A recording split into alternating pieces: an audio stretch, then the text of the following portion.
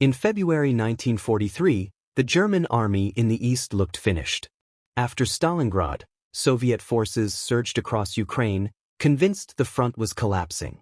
Cities fell one after another. Headquarters maps showed arrows moving only west. Yet within weeks, the advance stopped, then reversed.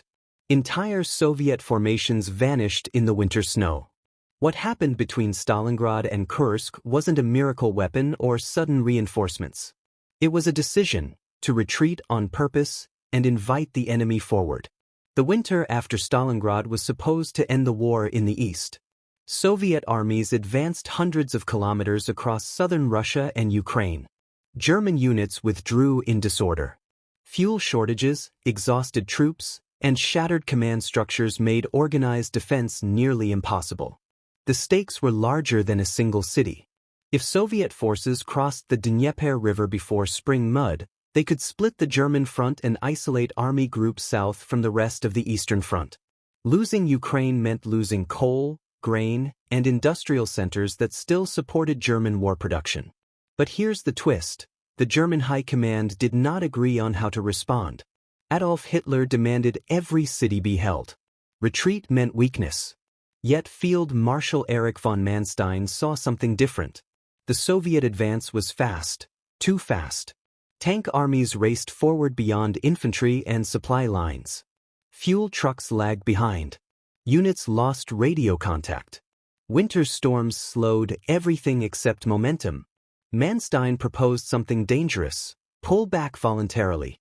Instead of defending each position, he wanted to abandon ground to stretch the attackers thin.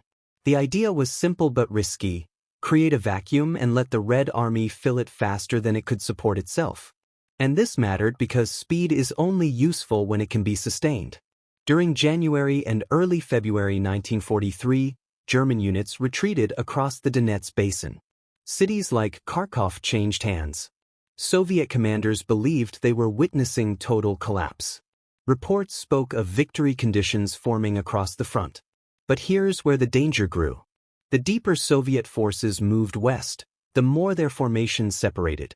Tank corps outran artillery. Mechanized units outran fuel. Infantry marched days behind armored spearheads. The winter weather froze engines at night and jammed supply roads by day. Manstein waited. He concentrated what remained of his mobile forces. Panzer divisions kept intact rather than scattered. They stayed behind the front, hidden from the main Soviet push.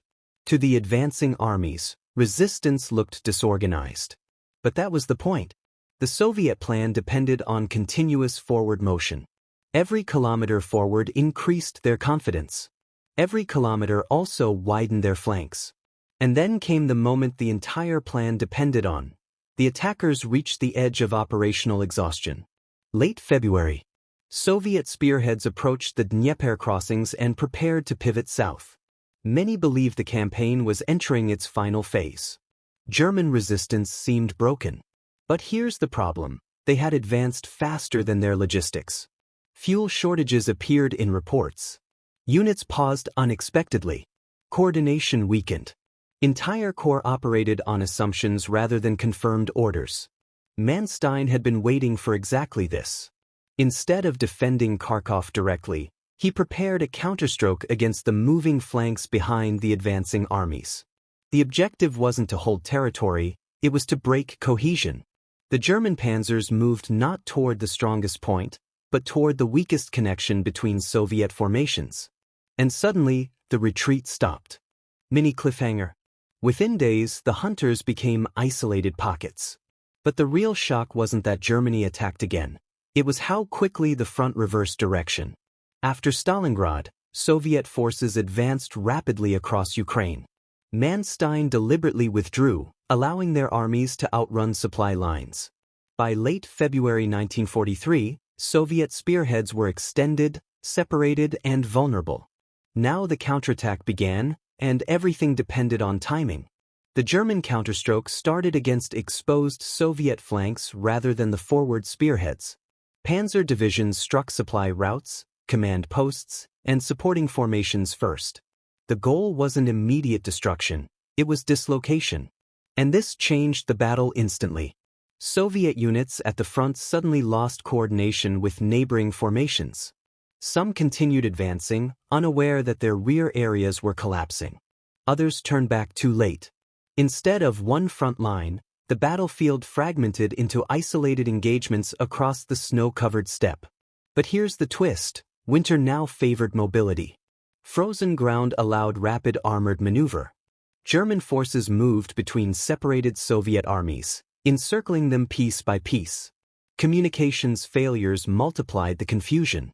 Units believed adjacent formations were still present when they were already cut off. By early March, several Soviet mechanized groups faced encirclement. Retreat routes closed faster than they could reorganize. The offensive momentum that drove the winter advance now worked against them, because speed had stretched them beyond support. Manstein shifted the focus again. Instead of continuing west, he pivoted toward Kharkov. The city held symbolic and operational value. Soviet forces occupying it were now exposed on three sides after the counterattacks. German units approached from multiple directions. Street fighting followed, but the decisive factor had already occurred outside the city. The Soviet front line no longer existed as a continuous structure. Kharkov changed hands again in mid-March 1943. The payoff wasn't territorial alone. The German front stabilized. The Red Army halted its deep winter advance and reorganized along a new defensive line. The campaign bought Germany several critical months to rebuild armored formations. And those months led directly to the next major confrontation, Kursk. But the deeper lesson wasn't about a single victory. Manstein's counterstroke showed operational maneuver could offset numerical inferiority temporarily. It did not reverse the war's direction, but it delayed its outcome. Germany regained balance long enough to prepare one last large offensive. After Kharkov, both sides understood the coming battle would be decisive not because of territory, but because maneuver warfare was becoming harder. Defensive depth, reserves, and logistics would soon dominate the Eastern Front. The winter campaign proved something crucial: speed without structure becomes vulnerability.